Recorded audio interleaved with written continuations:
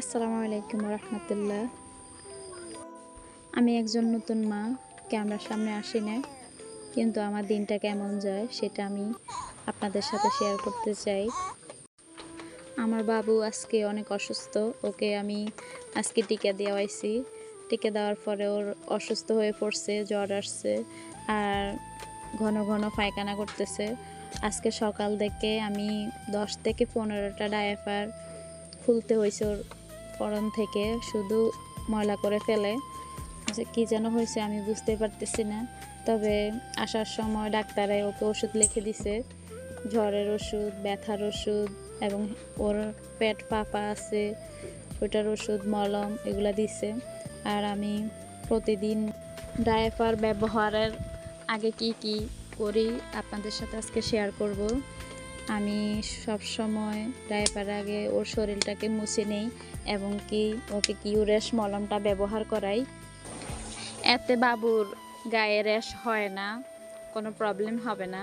তবে আমি যে ডায়াপারটা পরাই সেটা খুব ভালো এবং কি কিউরেশ মলমটা ব্যবহার করাতে অনেক উপকার হয়েছে। গায়ে পানি লাগে না, যতই প্রস্রাব করুক ডায়াপারে কোনো প্রবলেম হয় না, ময়লা লাগে না। কিউরেশ মলমটা আসলে অনেক ভালো। আর আমার বাচ্চাকে আমি যদি ওষুধ খাওয়াতে যাই, বাচ্চা ওষুধ খাইতে চায় না, ওকে আমি অনেক কষ্ট করে ওষুধ খাওয়াইতে হয়, মুখের ভিতরে আঙ্গুল দিয়ে রাখি, তারপরও সে কি করে ওষুধ খেতে চায় না, অনেক কষ্ট হয়, অনেক কান্নাকাটি করে। আমি কি করতে পারি? আপুরা যদি অভিজ্ঞ আপুরা থাকেন তাহলে আমাকে জানাবেন যে এটার জন্য কি করা যায়। এবং কি নতুন আপুদেরকে বলছি, ডায়াপার অথবা যে কোনো ময়লায় যদি পরিষ্কার করেন সবসময় আগে হেক্সিসল দিয়ে হাত ভালোভাবে ধৌত করে নেবেন, তাহলে বাচ্চার কোনো ক্ষতি হবে না। এতে বাচ্চা সুস্থ থাকবে, ওর পেটে কোনো জীবাণু যাবে না, তাতে আপনিও ভালো থাকবেন। বাচ্চা ভালো তো আপনিও ভালো থাকবেন, তাই না? আর আমার বাবু সব সময় কি করে, ও প্রস্রাব করে জামা ময়লা করে ফেলে, না হয় তো বমি করে দেয়, আর না হয় ওষুধ ফেলে দেয়। তো আমি কি করি, সব সময় যখনই ও জামা ময়লা করে আমি জামা খুলে ফেলি। তা এতে বাবুর কোনো প্রবলেম হয় না, বাবুর গায়ে থেকে গন্ধ করে না, এতে বাবুর শরীরও ভালো থাকে। আর আমি সবসময় চেষ্টা করি বাবুকে সুতি জামা পরানোর, অন্য কোনো জামা পরাই না, এতে বাবু কমফোর্টেবল ফিল করে।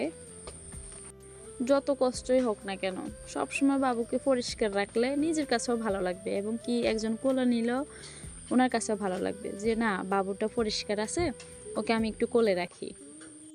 সত্যি বলতে অনেক কষ্ট হয়, কি করব, তারপরও দিন শেষে বাচ্চা তো আমার, তাই না? তবে এক হাতে সংসার সামলানো, রান্না বান্না করা, অন্যান্য বাচ্চাদেরকে সামলানো এবং কি ছোট বাচ্চা সামলানো অনেক কষ্টের, সেটা আমি জানি। এবং যারা নতুন মা আছেন তারাও বুঝেন যে কত কষ্ট একটা সংসার সামলানো, বাচ্চা সামলানো, আসলে অনেক কষ্টের। একজন নতুন মায়ের দিন আসলেই অনেক কষ্টের, রাত জাগা, খাওয়া নাই, ঘুম নাই, কিন্তু এই কষ্টের মধ্যেও শান্তি আছে।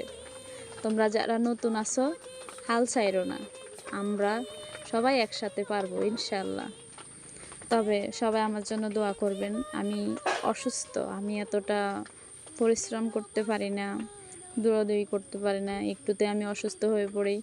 যদি আমি এমন হই তাহলে আমার দিন কিভাবে যাবে আমি জানি না। তবে সবাই আমার জন্য দোয়া করবেন যাতে আমি আমার বাচ্চাকে ভালোভাবে কেয়ার করতে পারি, সুস্থ রাখতে পারি, ভালো রাখতে পারি, ওর যত্ন নিতে পারি। তাহলে হয়তো বা আমি একটু ভালো থাকবো, আর না হয় আমি সারাদিন কি করব আমি নিজেও বুঝে পারতেছি না। আর আপু তোমরা জানাবে যে আমি যে ডায়াপারগুলো পরাই এবং ভিজা টিস্যু পরাই এগুলো কি ভালো না খারাপ, একটু জানাবে। তবে আমি দেখছি আমি যে ভিজা টিস্যুটা ইউজ করি এটার গ্রান খুব ভালো।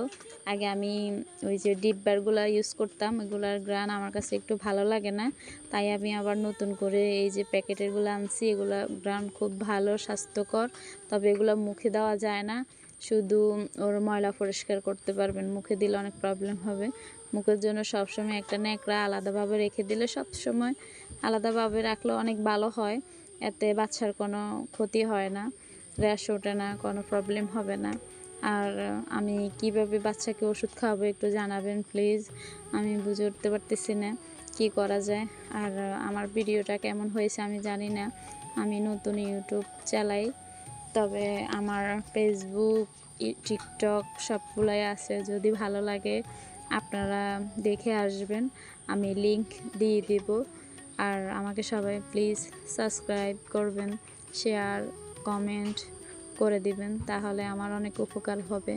আমি কারো পাশে দাঁড়াতে চাই, আমি এতটা বড়লোক নই যে আমি এখনও কারো পাশে দাঁড়াতে পারবো, তবে আমার খুব ইচ্ছে আমি কারো পাশে দাঁড়াতে চাই, তাই আমাকে সবাই সাপোর্ট করবেন প্লিজ, আমি যাতে সংসারে হালও ধরতে পারি এবং কি অন্যান্য মানুষের পাশে দাঁড়াতে পারি। আল্লাহ হাফেজ।